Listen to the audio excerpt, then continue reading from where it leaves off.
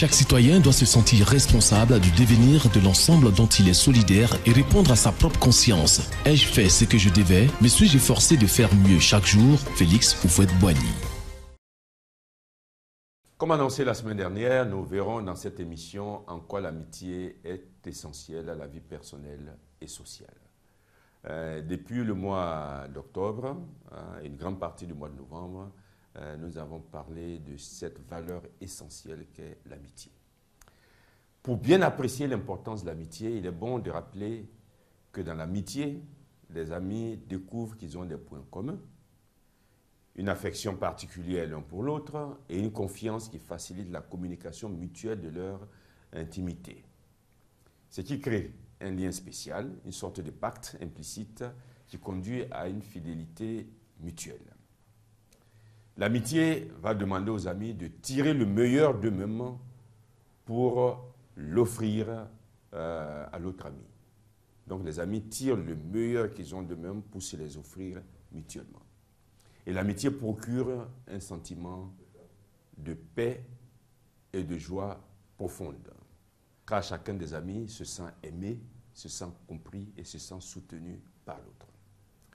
Quelle chose sublime, dirait-on, que de pouvoir converser et rire ensemble. Quelle chose sublime de pouvoir se rendre service mutuellement avec bienveillance. De lire et de s'entretenir ensemble, de jouer ensemble, de plaisanter et échanger des propos honnêtes. D'être parfois en désaccord, bien sûr, mais sans éclat de voix et sans rancœur, comme on le serait avec soi-même. Quelle joie de se renseigner l'un l'autre, d'apprendre l'un de l'autre, d'attendre patiemment celui qui est absent et de s'accueillir avec joie quand on se retrouve. Quelle joie de parcourir ensemble le chemin rude de la vie sans rivalité ni envie. Les hommes ne sont pas des arbres qui poussent les uns à côté des autres. Ils se parlent. Ils apprennent les uns des autres. Ils ont besoin les uns des autres. Ce qui est difficile devient aisé. Quand il y a quelqu'un à qui je puis dire « Tu as des bonnes intentions à mon égard ». Quelqu'un à qui je puis dire « Tu m'écoutes, tu me comprends ». Quelqu'un à qui je puis dire « Tu m'aides toujours à me relever et me donnes de l'espoir ». Quelqu'un à qui je puis dire « Je peux compter sur toi, je me confie à toi ». Quelle joie tout cela procure. Aucun homme, même s'il le voudrait, aucun homme ne peut vivre seul. Même entouré de tous les délices et de toutes les richesses du monde, sa vie manquera de saveur, celle que donne l'amitié. C'est ensemble que nous constituons un tout, que nous nous édifions, et c'est ensemble que nous construisons l'humanité.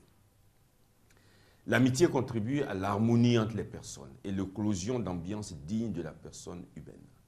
Le souci que les uns portent aux autres dans les relations d'amitié rend la vie commune plus aimable et plus paisible. L'amitié est ainsi un soutien et un stimulant puissant de la fraternité humaine.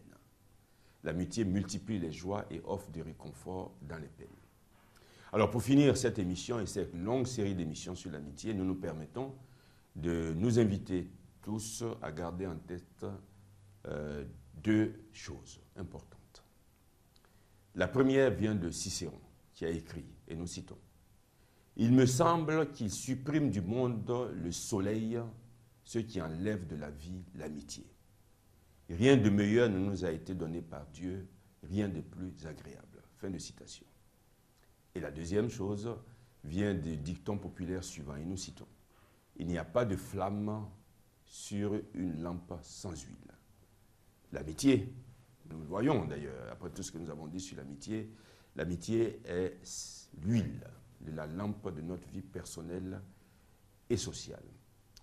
Qu'est-ce que nous pouvons recommander à cet égard? C'est que cette huile nous enflamme tous.